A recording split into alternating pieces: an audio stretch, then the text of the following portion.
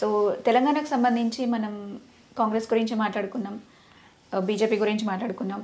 ముఖ్యంగా BRS topic ఏంటి అని తీస్తే కేటీఆర్ ఫార్ములా ఈ కార్ రేస్ కేసుకి సంబంధించి సో చాలా ఇష్యూస్ జరిగాయి దీనిపైన కూడా. అంటే కేటీఆర్ లాయర్ వెళ్తానంటే లోపలికి వస్తానంటే ఏసీబీ వాళ్ళు అలౌ చేయకపోవడం ఇదంతా. కానీ అంత గొడవ చేసిన వాళ్ళు కింద మీద పడి అసలు ఏం జరుగుతుంది, అది తీసుకున్నారు ఇది తీసుకున్నారు, కొన్ని కోట్లు మాయం చేశారన్నారు. ఇప్పుడు అంతా సైలెంట్ అయిపోయింది. సో వాళ్ళ విచారణ ఎండ్కి వచ్చేసిందని అనుకోవచ్చా? ఏమంటారు మీరు దీనిపైన? అంటే కేటీఆర్ గారు ఒక రకంగా యాక్సెప్ట్ చేశాడు. ఆయన అక్కడ విచారణలు ఒక రకమైన కన్ఫెసివ్ టోన్లోనే మాట్లాడాడు. ఆయన నేర అంగీకార ధోరణిలోనే మాట్లాడాడు. అంటే లైజానింగ్ అంటున్నాం ఇప్పుడు మనం. లంచం అనే పదం వెళ్ళిపోయి లైజానింగ్ అనేటువంటి పదం వచ్చింది. లైజానింగ్ ఆఫీసర్లు ఉంటున్నారు, లైజానింగ్ ఏజెన్సీలు ఉంటున్నాయి ప్రతి డీల్ వెనకాల. కాబట్టి డబ్బులు అలా డైవర్ట్ అయి ఉండొచ్చేమో తప్ప ఇతరత్ర ఎవరో వ్యక్తిగత ప్రయోజనాల కోసం ఏమీ జరగలేదు అనేది ఎస్టాబ్లిష్ చేశాడు ఆయన విచారణలో. విచారణకు సహకరిస్తానని చెప్పాడు, ఎప్పుడు రమ్మంటే అప్పుడు వస్తానని చెప్పాడు. చెప్పి ఆయన ప్రధానంగా కన్వే చేయదలుచుకున్న విషయం ఏంటంటే, మనం అందరం మార్కెట్ ఎకానమీలో ఉన్నాం. ఏ ప్రభుత్వం అయినా సరే పెట్టుబడులను ఆకట్టుకోవడానికి ఏదో ఒకటి చేయాలి, ఒక గేమ్ నడపాలి.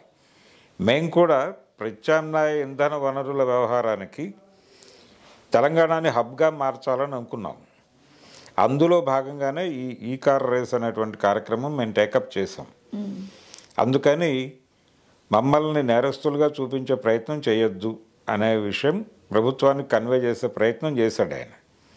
ఇందులో భాగంగానే నేను డబ్బులు ఇక్కడి నుంచి వెళ్ళినాయి అనేది మీకు అర్థమవుతోంది, అక్కడ అకౌంట్లో కనిపిస్తున్నాయి.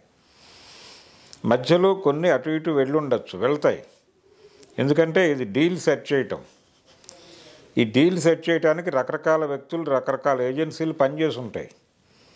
మరి వాటి కంట్రిబ్యూషన్ ఉన్నప్పుడు వాటి రెమ్యూనరేషన్ కూడా ఉంటుంది కదా అని కూడా చెప్పాడు ఆయన విచారణలో. అంటే ఒక రకంగా కన్ఫ్యూస్ అయినట్టే. దీన్ని వాళ్ళు ఎలా రిసీవ్ చేసుకుని ఎలా వ్యవహరిస్తారనేది చూడాలి. విచారణ అవ్వలేదు, ఇంకా ముగియలేదు, కొనసాగుతుంది ఇది. దీంతోపాటు వాళ్ళు తీసుకున్న అనేక యాక్టివిటీస్ మీద నడుస్తుంది. రెండోది ఆయన పర్సనల్ లెవెల్లో మాట్లాడుతున్నాడు.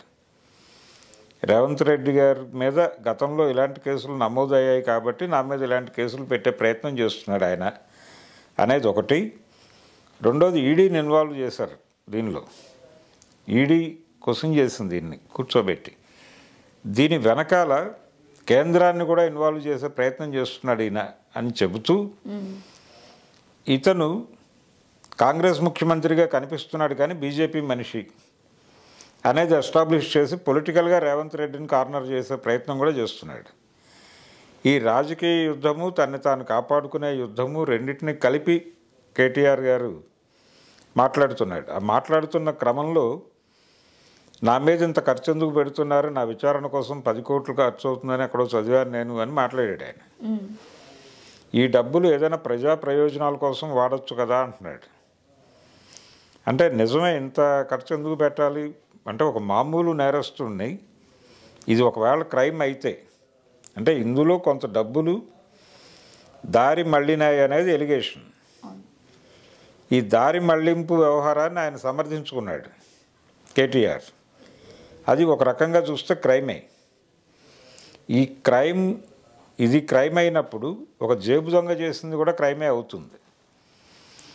క్రైమ్ ఎలాగూ క్రైమే కాబట్టి దానికి దీనికి తేడా ఎందుకు? వాళ్ళని విచారించడానికి ఏ మెథడ్స్ వాడుతున్నారో అదే వాడచ్చు ఇక్కడ కూడా. ఖర్చు తగ్గిపోతుంది అప్పుడు ఆటోమేటిక్గా. కాబట్టి నేరస్తుల మధ్య ఇటువంటి వివక్ష చూపొద్దు అనేది ఏదో కోరుతున్నట్టుగా కనిపిస్తుంది ఆయన.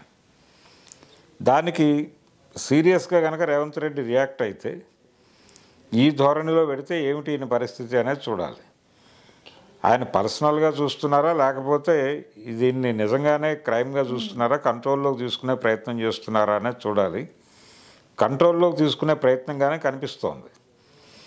ఆయన ఏదో వీళ్ళని అరెస్ట్ చేసి ఇది బూమరాంగ్ అవుతుందా, ఈ గొడవ ఉంది. ఇంటర్నల్గా కాంగ్రెస్ పార్టీలో ఒక డిబేట్ జరుగుతోంది దీని మీద. మనం కేసులు పెట్టి లోపల వేస్తే ఇది బూమరాంగ్ అయ్యే ప్రమాదం ఉండొచ్చు.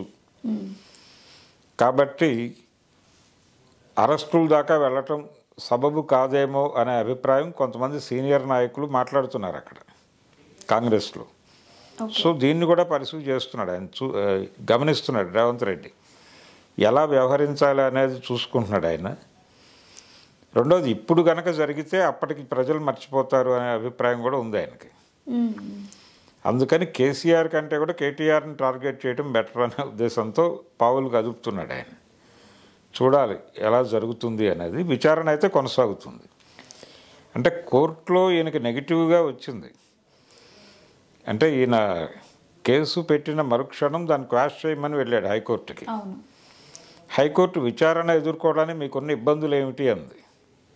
అదే మాటని సుప్రీంకోర్టు కూడా సమర్థించింది. అది సమర్థించడంతో కొంత కార్నర్ అయ్యాడు. ఇమ్మీడియట్గా అరెస్ట్ అప్పుడే చేయొచ్చు, కానీ చేయలేదు ప్రభుత్వం. నోటీసులు సర్వ్ చేసింది, ఆయన విచారణకు హాజరయ్యాడు. విచారణకు హాజరు కాకపోతే అరెస్ట్ అయ్యేవాడు.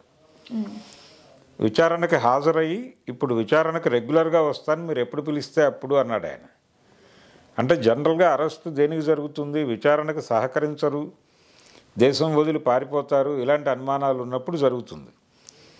పాస్పోర్ట్లు సరెండర్ చేయడానికి కూడా మేము సిద్ధం అంటున్నారు ఇప్పుడు. కాబట్టి అరెస్టు జరగకపోవడానికి ఎక్కువ ఛాన్సెస్ ఉన్నాయి. అయితే ఒక పక్క ఈయనైతే చాలా కాన్ఫిడెంట్గా ఉన్నారు కేటీఆర్. లై డిటెక్టర్ పెట్టినా నేను ఖచ్చితంగా సమాధానం చెప్తాను, నేను దానికి రెడీ ఉన్నాను, మీరు రెడీనా రేవంత్ అని కూడా అడిగారు కదా. ఇదంతా ప్రచార వ్యూహం. ఓకే, ఇదంతా ప్రచార వ్యూహం. ఆయన తన్ని తాను ప్రొటెక్ట్ చేసుకోవడానికి, ప్రజల దృష్టిలో తనని హీరోగా ప్రొజెక్ట్ చేసుకోవడానికి చాలా ఎక్కువ మాట్లాడతాడు ఆయన. ఆ ఎక్కువ మాట్లాడటంలో భాగంగా ఈ ఛాలెంజ్లన్నీ విసురుతూ ఉంటాడు. కానీ ఆయన వ్యవహార శైలి చూస్తే నన్ను అరెస్ట్ చేయొద్దు అన్న పద్ధతిలోనే వ్యవహరిస్తున్నాడు ఆయన. అరెస్ట్ చేసే ఉద్దేశం ఉన్నట్టుగా కూడా వాళ్ళు ఏమీ ప్రొజెక్ట్ చేయట్లేదు. నిజానికి సుప్రీంకోర్టులో ఎప్పుడైతే డినై అయింది అప్పుడే అరెస్ట్ చేసి ఉండొచ్చు, చేయలేదు వాళ్ళు. ఈయన కూడా సహకరిస్తానని చెప్తున్నాడు. ఆ సహకారం అందినంతకాలం వాళ్ళేమీ అరెస్ట్ చేయకపోవచ్చు. Thank you so much Bharadwaj గారు. చాలా ఓపిక్గా అన్ని టాపిక్స్ మీద చాలా డీటెయిల్డ్గా మాట్లాడారు. సో లైక్ నెక్స్ట్ టైం కూడా మరికొన్ని టాపిక్స్ మేము ముందుకు తీసుకొస్తాం, అలాగే మీ అనాలిసిస్ కూడా తీసుకుంటాము. థ్యాంక్ యూ సో మచ్ మెగా9 స్టూడియోకి వచ్చినందుకు. సో వ్యూవర్స్ చూసారు కదా, ఆల్మోస్ట్ అన్ని టాపిక్స్ ఇప్పుడు ప్రజెంట్ నడుస్తున్న టాపిక్స్ అన్ని కవర్ చేసామనుకుంటున్నాము. సో ఇలాంటి ఇష్యూస్ మళ్ళీ ఏదైనా ఉన్నా, అసలు ఏది రైట్ ఏది రాంగ్, అసలు ఏం జరుగుతుంది అనేది మళ్ళీ మాట్లాడుకోవాల్సిన విషయాలు కూడా ముందు చాలానే వస్తాయి. ఇది ఇప్పటివరకు అయితే ఉంది. చూస్తూనే ఉండండి మెగా9 టీవీ.